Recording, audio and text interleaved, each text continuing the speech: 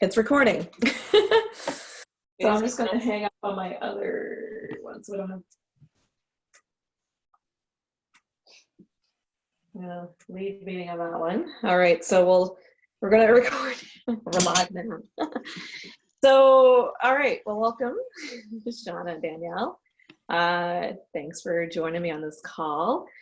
So basically, I'm Stacey Devoe. I work with Remax Nova. I sell homes here in Halifax, Nova Scotia. Oh, we have someone joining us now. So, hi, Mary. We're just getting started.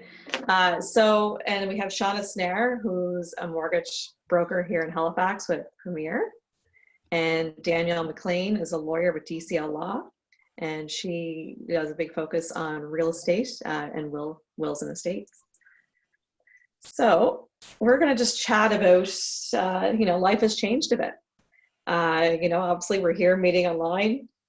We haven't seen each other in person in a while. So, and I think it's the same goes with other clients that we're meeting with. And I think a lot of people are interested to know, how has real estate changed and what it looks like for people. So I figured we could just chat, kind of like we can talk a bit about what we're doing differently. Maybe, and actually before I get into that, I just want to talk about why real estate is an essential service. So basically, people need a house somewhere to live. Sometimes people, they still need to look now because maybe they're already going through a divorce. Maybe there was a death in the family and they need to sell the house. Maybe they need more space that, their family's growing, or it's a financial reason. They want to protect their credit and they want to downsize. So there are many reasons why people still need to buy or sell. And I know Danielle. I was going to say, I don't know if you mentioned it. There's a lot of postings happening still too. So I don't know if you. Yeah, there's still some. They slowed down a little bit, but yeah, there's still people that are getting posted. So whether it's a job transfer, that's still happening as well. Yeah, and you have tenants who are at the end of their lease and don't have anywhere to go because there's not a lot of vacancy in Halifax right now. So they really don't have an option, or their house was already sold before this and they need somewhere else to go. Yeah. So there's a few reasons why that's happening. So yeah, and I know Ontario officially made it an essential service there for real estate. So that's why we're still doing some work. Of course, we've adapted. We're doing a lot more stuff online. So I guess, maybe we'll start with you, Shawna. I know you've already kind of done things virtually. I don't know, how have things changed for you? A lot of my world is virtual anyway. Anyone unless it's really a first time buyer who wants to get together, who, I'll push for that a little more just because it's their first home. But if someone's buying their second or third home, they don't want to meet me anyway. They just want to sign the paperwork electronically, which is what we're doing now. Any lender who hadn't been accepting the electronic signature is kind of on board now for this time frame. But a lot of my job is still the same. A lot of emails, a lot of phone calls, and everything happening from home. But other than answering questions, a lot of my job is still the same. A lot of it's done via email.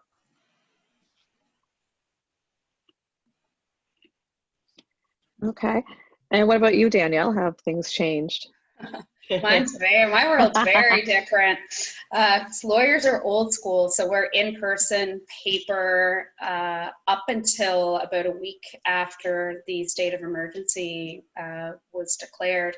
We were required to have original ink signatures and meet people in person in Nova Scotia in order to process a real estate transaction. So when this happened, the Barrister Society was fantastic and did a mad scramble, and we did some workarounds to allow virtual meetings, and in some cases to allow us to submit documents with only one ink signature. So Shawna could sign something, scan it to me, and then I could be as witness the original ink signature. So that's a huge change for us. It's only a temporary change, but it's allowed us to avoid a lot of the in-person meetings that we would typically have. And of course, our world's also different in that, our deals have been changing. Initially, there was a lot of panic on people that were already in contracts that were suddenly worried that they couldn't go through with them because they were now unemployed. or they were worried about their income drastically changing. You know, I had a client call me and say, my income's now 0 and I'm in this binding contract. So we had a little bit of that, but we've kind of worked through a lot of those pieces. And, you know, it's been a really big learning curve for a lot of lawyers, myself included. Because a lot of it, like you said, it's been face to face. You're sitting at the table, going through all the paperwork. There are a million lawyers signatures. do faxes. We're in person. There's some lawyers that only communicate by fax. We're we're a dying breed, but the last breed that does things by fax. So, it was a lot of work for us to figure out how we could go fully virtual. And I know it was a lot of work for a lot of other lawyers too. And I give her credit. It was very collaborative. Everyone's kind of sharing tips and pieces. And I think most of us are there now. But it was a fun few weeks for sure. Yeah. And how about because your clients, I figure they're all ages, is everyone adapting to it?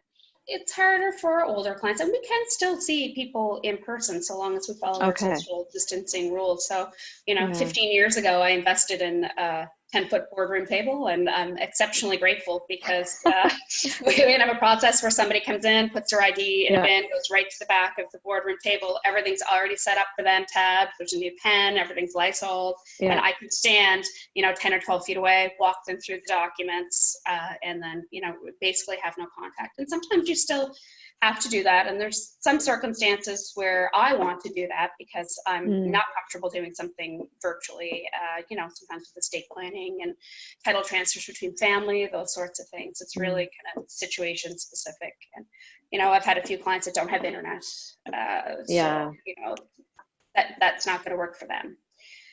But we've been making it work. Perfect. And Shawna, I know you said you do a lot by email. Are you doing more video chats as well? Are you not really? I mean, I've been going through, because normally, like I said, I like to sit down with first time buyers and go through the paperwork because there is a lot of time. But right now we're just doing it virtually. And no, I really haven't. I've been doing Zoom calls with work colleagues and people like that, but not so much clients.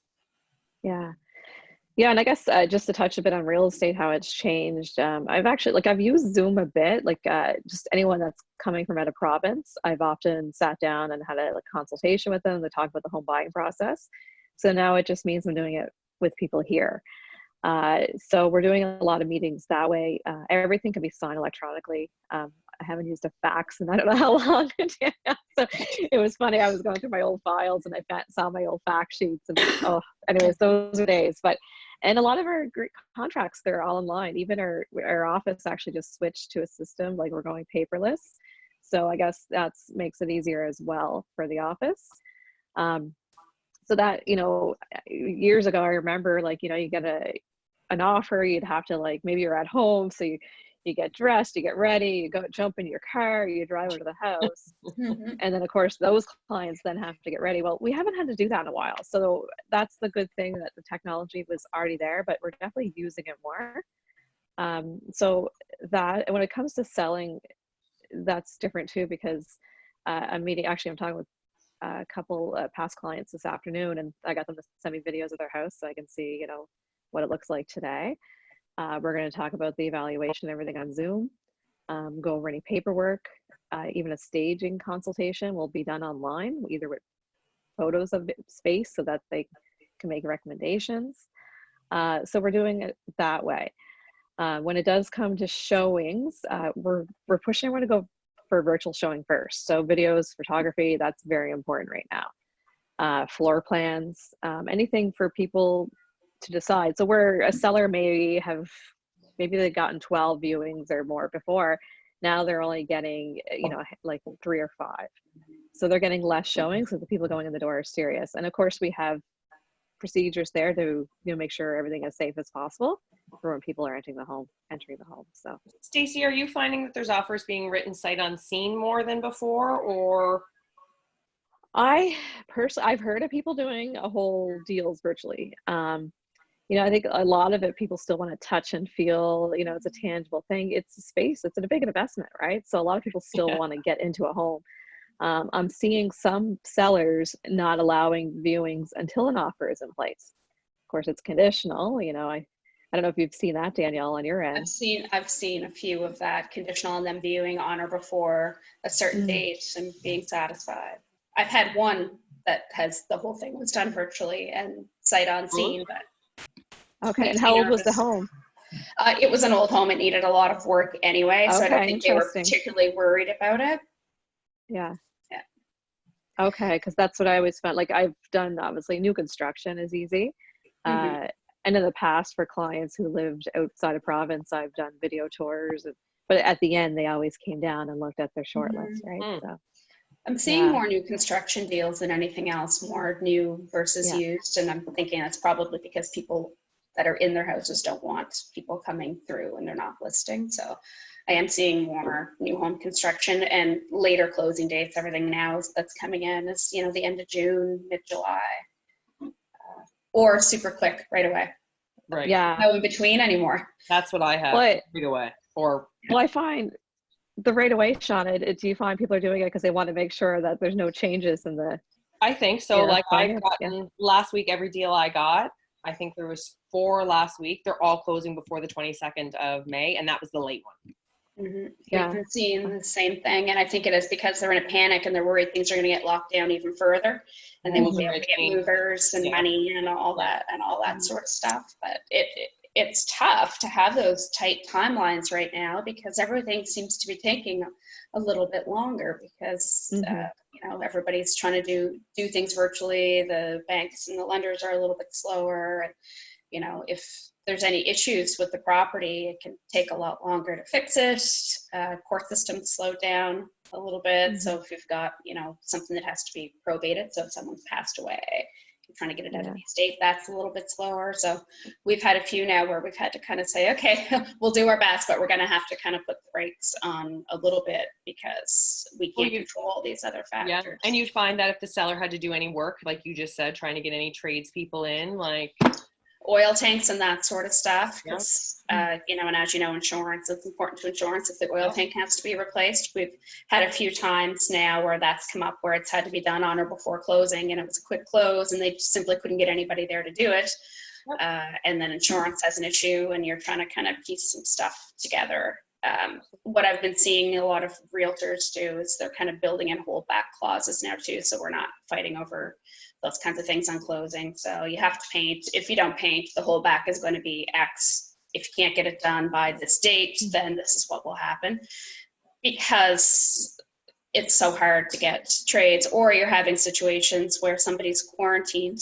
So, I have to have this fixed by this date, but nobody's allowed in my house before this date. So it's been creating some really unique scenarios. I don't know, Stacey, if you've had situations where your buyers have been quarantined or your sellers, so nobody can get into the house, or you can't do a walkthrough with somebody. I haven't experienced that yet. I know right now, like, we use a lot of disclosure forms, like have your clients, like I'm showing a house tonight and it was a big form, like, have you been around anyone that's tested positive for COVID-19? Have you traveled? Like the standard questions. Or even the one unique one though was, have you been around anyone that has like a cough experience? Like, and I'm like, that's tricky, right? Pretty big. So, yeah. And especially if you have a client that works in healthcare. So, every day. So we the only thing you could say, obviously if someone is experiencing like symptoms now, they're testing everyone, right? So they're likely, they're going to know. So no, I haven't had that experience about people in quarantine, but we have put some clauses in our agreements just in case. A lot of future deals, I don't know if you've seen that, Danielle, where people are kind of giving a bit of a window if there is an issue to slow things down. Well, because standard purchase and sale agreements don't have a clause in there that contemplates a pandemic. So once your deal was firm, pandemic or not. So yeah, I've seen that clause floating around a fair bit. One of the things that I've encountered more so in the last few weeks is out of province buyers, because it's mandatory to quarantine. Yeah. So they can't do the walkthrough with the realtor or anything like that. They basically have to get here and you have to go in. You can't come out for 2 weeks. So that's been the newest thing we've been trying to work around. And it can be, I guess, pretty hard when you're coming across the borders, in particular to get through New Brunswick.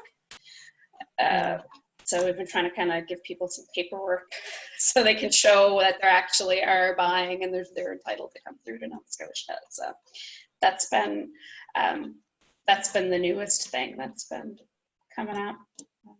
Yeah, that's what I've heard. I've seen realtors saying, "Hey, I need somewhere for my clients to go for 14 days." Yeah, right. But I've noticed like they're some going right to the house. I'm like, well, you can't have movers. You know that, right? Movers can't come in your house.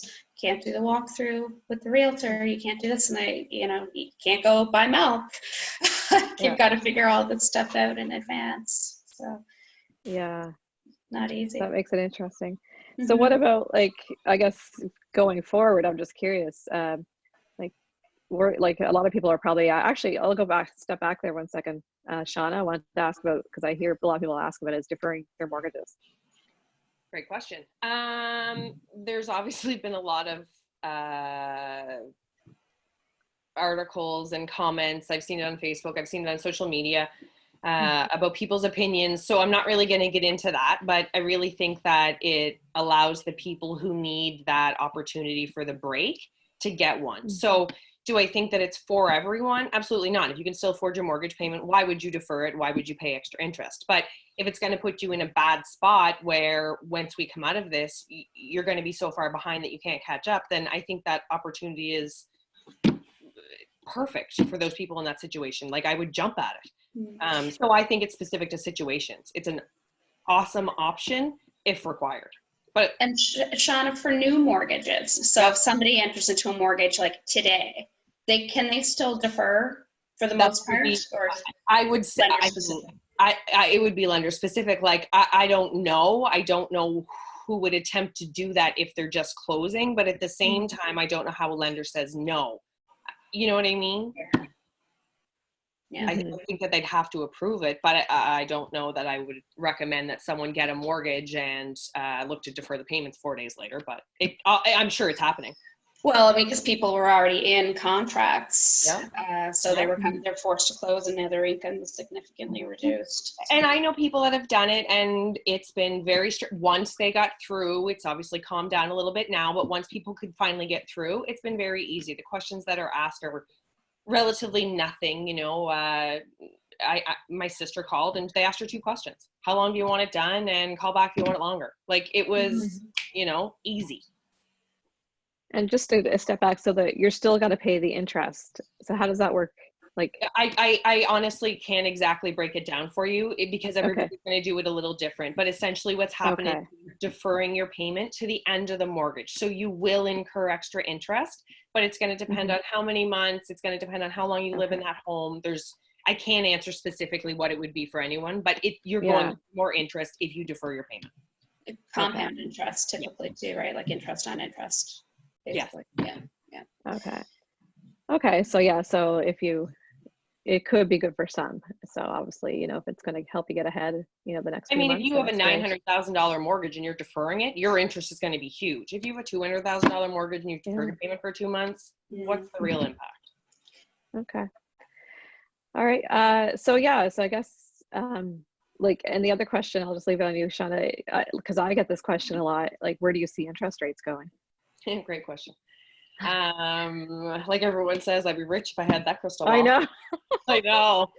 You know what? The rates have been ridiculous. We had a funny little meme going around, and it was just a graph with the, squiggle up and down because the rates have been so up and down. So they were, bottom of the barrel low for about 24 hours. Then they skyrocketed, and now they've been coming back down. So this week we're back. We have 2.49. There's some specials, 2.54, 2.59 for insured money. Like, the rates are so good. And the banks have been coming out with specials for people who are putting 20% down. Rates are higher, which is hard to understand, but they are. They're not CMHC insured, so the bank's not covered. So the rates are slightly higher, but those rates are, again, right now you can get 2.69 with putting 20%. Amazing. So it's an unreal time to buy still. We already know that. 50% of every payment's going toward principal with rates where they are for the most part, you know, depending on purchase price, but it's a good time. Are you seeing a lot of people refinancing then, Shawna? Tons. And you know what I'm seeing a lot of right now, because people have time on their hands? Anyone who bought in the last 2 years and the rate was over 3%, they're moving it. It's worth it for them to pay a penalty of $3,000 if they're going to save themselves 10. Yeah, right? we've been seeing a fair bit of that too. That's what I've been doing a lot of. Yeah. Interesting. Okay, so how do you see, Danielle, do you think the legal world's gonna, like in the future, are they gonna get it more on speed with technology? Is this gonna change things? I think the court system, for sure, has been forced to really look at their weaknesses and figure out the technology piece. So I think going forward, hopefully we'll see a lot of that more streamlined. In particular, things like, you know, tenancy, the tenancies court, small claims court, that kind of stuff. I can almost guarantee we won't be allowed to do virtual signings once this is over, and I'm okay with that. I'm not. It makes sense that you're seeing people in person. There's a lot of opportunity, unfortunately, for fraud and undue influence and that sort of things when you're doing virtual. But you know, you do what you got to do. And hopefully it'll mean that a lot of lawyers have streamlined their practice and figured out a better, quicker way to service their clients. I know we have, for sure. It's forced us to really look at our processes, become more creative. But like I said, long run, where lawyers are pretty old school, so I don't think you'll see any massive changes outside of the court system. I don't know. How about you? Are you asking myself or Shawna? Yeah. I think for real estate, I'll just jump on then. I think people are we're going to see more because we're getting Matterport tours, which is basically a 3D image of a house. So you can go in and tour the house. People are going to do more floor plans, which we've been seeing anyways, but I think people are going to use that information, and buyers are going to be they're going to be more used to looking at that first before viewing a house. You know, we haven't had open houses. Obviously, there's none right now. So I'm wondering if that's going to change that trend as well, you know, where maybe we'll have less open houses in the future because you can do everything virtually. Otherwise, we've been doing a lot of stuff online anyways, but people are still, eventually they're going to want to get in, you know, and see the house and walk through it. So The virtual tour idea is a nice one though, because if you can cut down on the showings, even when you're not in pandemic, that's, you know, that's gold, because there's nothing worse than showing your house and having to get everything off the counter and clean everything and make it look just right. And then somebody comes and says, oh, I don't like the backyard. So, Well, it might also cut down on the people that you're, you know, like I know Stacey, sometimes you'll view 3 houses with someone and you could view 33 with the other person, you know, it may calm down how many viewings you are doing per person when they, you know, because buyers may not want to enter into as many properties once this is over. You're right, Jen. I think people are going to stay cautious for a long time after this. Stacey, what do you think is going to happen with the market when all of this is over? Do you think? I need the magic ball. Get like do you have a lot of buyers that are waiting, or do you find that people have gotten scared and taken themselves out of the game, or what? Well, I guess so right now things change so quick, like every day by day things are changing, and we haven't really had enough time to get a big window of stats to really look at the difference. I can tell you that viewings were down about 62%, or written deals. Even viewings, I've seen charts where you can see where they just drop off because we use an app to book a lot of our viewings, and of course less listings are being, you know, put up because a lot of people put things on pause. That being said, I've noticed just recently, people are starting to call me again where, you know, initially they're like, okay, because everyone's kind of panicked. And now people realize, okay, this is kind of the new normal for a while. So we do still need to sell because we're moving and we have to move. How do we make this work while still being safe? So I'm noticing that. I think your pause comment is the biggest thing. Like I honestly feel like someone's hit the pause button, and once things go back to whatever the new normal is, I think it's just going to go back to the play button. Like I just feel like we're on pause. Well, Shawna, Yeah. you probably have a lot of people pre-approved at great rates that'll lose those rates at some point. Yeah. So they'll I have start. so many buyers. Yeah. And But I they're think just people have time. Yeah. Mhm. Yeah. Especially if they're in an apartment, now you kind of want but more space during a time like this. I've actually been getting those calls. So I think that if you like, our market was it was the seller's market, right? Yeah. So we had a really busy market and it was just crazy. And literally someone just turned the tap off, it's trickling now. Mhm. So I think, we may not get back to that 100%, but I think you're still going to see that pent up demand that people still wanting to buy or sell a house. Yeah. You're going to get more people. I'm working on a deal now where someone's moving from Vancouver, and we've been getting those people moving. And I think maybe the moving here is going to be more important to them because they want to simplify their life after going through something like this. So I think, Great point. yeah, I think you're going to still have a lot of, may not be a full seller's market in every neighborhood, but I think maybe it'll be more balanced, which is better sometimes for, especially for buyers. Yeah. So we had our magic ball. Anything else you want to add about real estate that you want people to know? I know, Danielle, like you're still doing your real estate transactions, and of course, wills and estates are still important as well. And that's We are. We can do will and estate planning virtually now, which is fantastic. And a lot of people are really starting to look at that. Mm-hmm. So I don't know if it's because of time on their hands or the nature of the times that we're living in, or a little bit of both. But as always, important to have your estate plan in place, especially if you own real estate, and in particular if you're not both on title to a property. So yeah, that's right. What about you, Shawna? I think that's the biggest thing, is just letting people know we're still here and we're still working, like things are still happening. You're just, you're not seeing people. I'm still busy. And like you had said, I think it was Stacey, I was dead at first, and now people are coming back around. Like I have pre-approval emails. I have people are, like you said, it's a new normal right now, and people are just kind of working through it. So at first everybody thought this is just a 2-week thing. Yeah. So everybody had to get everything done. So you were really busy. And then everyone said, oh, it's just a couple weeks. We'll slow down. So then everybody stopped, and now everyone's going, okay, this is going to take a while. Yeah. Now and what? It's starting to move again. So. Yeah. And I think it's important to have some movement just to protect our economy and stuff, right? Like, Absolutely. There's a good thing for that. So, yeah, no, it's definitely an interesting time. So I guess we'll just see how we keep adapting. It seems like every day there's a new change, so we just keep going. So I guess if people wanted to get in touch with you, Danielle, how do they reach out to you now? You can still call our office or email dcllaw.org. It's our website. It has all of our contact information there. But we're still in and out of the office and checking our email all the time. We're lawyers. We're always working. What about you, Shawna? How do people get in touch with you? I'm open, email, phone, same contacts as always. Cell phone has always kind of been my go-to anyway, just because it's always the best way to reach me, but I'm still available. Cell phone, email, whatever works. Okay, perfect.